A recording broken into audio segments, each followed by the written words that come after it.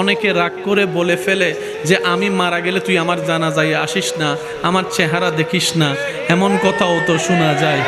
এই মানুষটা সবার জানাজায় যেতে পারে, নিজের মায়ের পেটের রক্তের ভাইয়ের জানাজায় যেতে পারছে না আজকে, ওই রাগের কারণে, ওই ক্ষোভের কারণে। আমি শ্রদ্ধার সাথে বলি, এই এলাকা সম্পর্কে আমার কোনো জানা নাই, জ্ঞান নাই, ধারণা নাই, তবে আমার মন চাচ্ছে বলতে, তাই বললাম। আমরা দুনিয়াতে বেশি দিন তো আর বাঁচবো না, বাঁচবো আর কয়দিন, অর্ধেক হায়াত তো চলে গিয়েছে। ওই যে কবরে শুয়ে থাকবো, আজকে হাজার মানুষ শুয়ে আছে কবরে, সেই কবরে আপনি আমি শুয়ে থাকবো, কেউ খবরও নিবে না, জিজ্ঞেসও করবে না। এ দুনিয়া এত ব্যস্ত, জিয়ারত করার মতো মানুষের টাইম নেই। কথা বলেন ঠিক কিনা?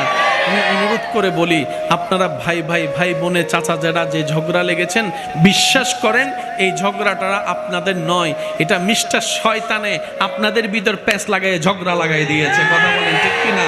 অনেক এলাকার মানুষকে দেখবেন দুই ভাইয়ের দ্বন্দ্ব হলে মাঝখানে গিয়ে একটু কান পরা দেয়, একটু তোলা দেয়, এমন এমন কিছু কথা বলে যেন দুই ভাই ঝগড়া লেগে যায়। বাস্তবতা দেখা যায় ওই দুই ভাইয়ে 10 বছর মামলা টানাটানি করেছে, তৃতীয় নম্বর ব্যক্তিটা দোনোজন থেকে টাকা খেয়ে লাখ টাকা থেকে কোটিপতি হয়ে গিয়েছে, এমনও পর্যন্ত মানুষ আছে। তো মানুষ তো আমরা, রাগ তো থাকবেই, অভিমান তো থাকবেই, মান অভিমান তো থাকবেই, ভালো লাগা খারাপ লাগা তো সবারই থাকবে, সবই তো মানুষ, ঠিক না? তো সেজন্য দিনও আছে, রাতও আছে, গ্রীষ্মকালও আছে, শীতকালও তো আছে, কালের পরিবর্তন সবকিছুই তো হবে। আমি শ্রদ্ধার সাথে বলি, যা হওয়ার হয়ে গেছে, বাদ দেন না, একটু বাদ দেন না। আল্লাহর দিকে তাকিয়ে বড় হয়ে ছোটকে একটু মাফ করে বুকের মধ্যে টেনে নেন। আল্লাহর দিকে তাকিয়ে ছোট হয়ে বড়কে সম্মান করে একটু জড়াই ধরেন না। আপনারা একবার চেষ্টা করেন, আপনারা এইদিকে মিলে যাবেন, রব্বুল আলামিন খুশি হয়ে হয়তো আপনাদের জীবনের গুনাহও মাফ করে দিতে পারেছে। বিশ্বাস আছে? জোরে বলেন আছে? আর একটু জোরে বলেন আছে? একটা কথা মনে রাখবেন, অশান্তি ভাই ভাইয়ের মধ্যে নয়, অশান্তি জামাই বউয়ের মধ্যে নয়, অশান্তি স্ত্রী স্বামীর মধ্যে নয়, অশান্তি বন্ধু বন্ধুদের মধ্যে নয়, অশান্তি একটা জায়গায়, আল্লাহ নারাজ মানেই অশান্তি। আল্লাহ আমাদেরকে আমল করার তৌফিক দান করুক। আমল করার জন্য যেই ঈমানি শক্তি দরকার, আল্লাহ সবার অন্তরে সেই ঈমানি শক্তি দান করুক। ইমানদার ভাই, একটু শব্দগুলোকে নোট রাখার চেষ্টা করবেন, মনের মধ্যে গেঁথে রাখার চেষ্টা করবেন। একটা হচ্ছে যে সাধারণ বান্দা, আর একটা হচ্ছে আশেক বান্দা। বলি বলি বলি বলি জোরে জোরে জোরে। একটা হচ্ছে সাধারণ বান্দা, যেমন বলেন না, আর একটা হচ্ছে আশেক বান্দা। সাধারণ বান্দা, আশেক বান্দা, আসমান জমিনের পার্থক্য। সাধারণ বান্দার দিকে তাকালে আফসোস আর আফসোস দেখবেন, হতাশা আর হতাশা দেখবেন, আপত্তি আর আপত্তি দেখবেন। আশেক বান্দাদের দিকে তাকালে দেখবেন প্রেম আর প্রেম, শুকরিয়া আর শুকরিয়া, ধৈর্য আর ধৈর্য। বলেন না সুবহানাল্লাহ। সাধারণ বান্দা 1 কোটি বছর পরিশ্রম করে যেখানে যেতে পারে না, যত দূর পৌঁছাতে পারে না, একজন আশেক বান্দা রবের দরবারে প্রেমের সিজদা দিয়ে তার চাইতে বেশি দূর চলে যায়। আর একটু জোরে বলি না সুবহানাল্লাহ। সাধারণ বান্দা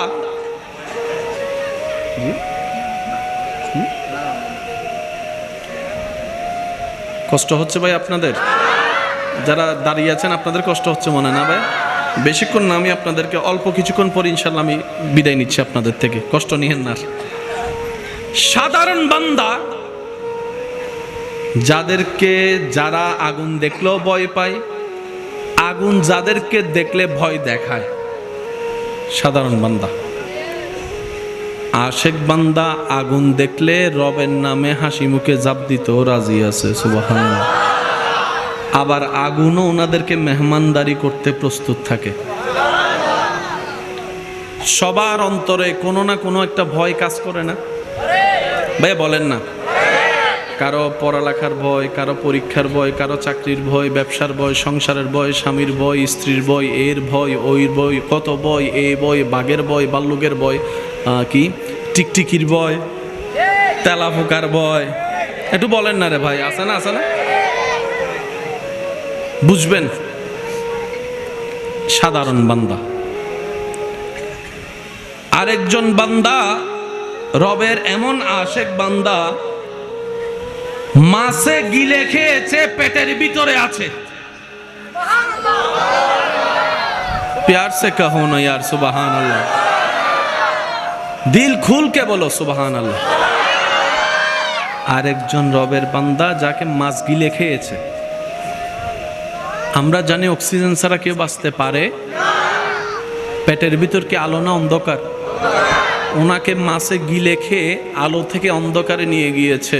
চেহারার মধ্যে কোনো পেরেশানি নেই, সেখানে বসে বসে ও রবের জিকির করছে, রবের জিকির করছে, লা ইলাহা ইল্লা আনতা সুবহানাকা ইন্নী কুনতু মিনাজ জালিমিন।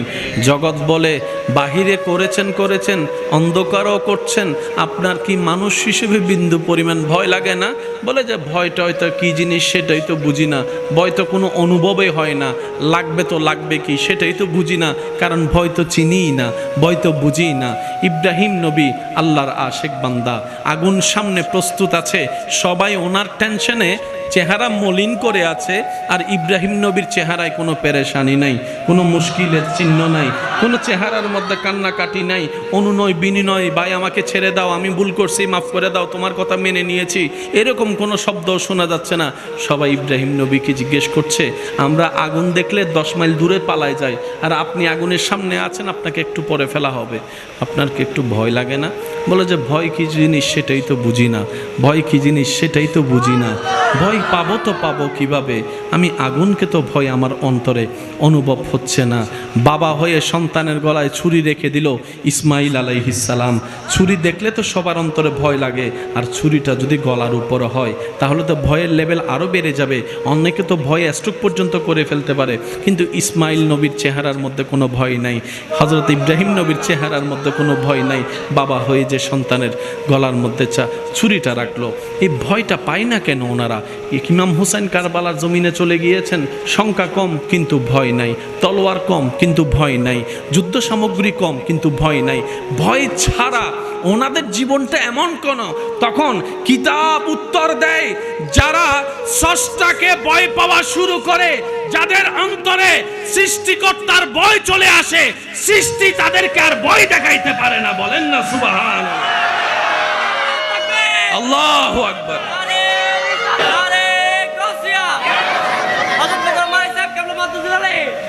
উচ্চ আওয়াজ একবার বলেন সুবহানাল্লাহ। যাদের অন্তরে রবের ভয় আছে, তাদের অন্তরে আগুনের ভয় নাই, মাছের ভয় নাই, ছুরির ভয় নাই, রোগের ভয় নাই, অভাবের ভয় নাই, আক্রমণের ভয় নাই, হামলার ভয়, আর একটু জোরে বলতে হবে, হামলার ভয়, তৃষ্ণার ভয়, ক্ষুধার ভয়, আক্রমণের ভয়, সম্পদ হারানোর ভয়, সম্পদ হারানোর ভয়, সন্তান হারানোর ভয়, স্ত্রী হারানোর ভয়, স্বামী হারানোর ভয়। আর জগৎ জানে যার অন্তরে ভয় নাই তার অন্তরে টেনশন নাই, যার অন্তরে টেনশন নাই তার মনের মধ্যে অশান্তি নাই, যার মনে অশান্তি নাই তার মনে শান্তি আসবেই। এটাই তো বাস্তবতা, বাহ্যিক চোখে দেখা যায়, কিন্তু রব্বুল আলামিন বলে তোর মনের মধ্যে যেহেতু তুই আমাকে ভয় করিস, ইত্তাকুল্লাহ আয়াতকে আমল করেছিস, বান্দারে আমি আল্লাহ দয়া করে সৃষ্টি জগতের ভয় থেকে তোকে মুক্তি দান করতে করতে এমন মুক্তি দান করলাম, কবরের ভয় থেকেও মুক্তি দান করে দিলাম, হাসরের ভয় থেকেও মুক্তি দান করে দিলাম, জাহান্নামের ভয় থেকেও আমি আল্লাহ দয়া করে তোরে মুক্তি দান করে জান্নাত করে দিলাম।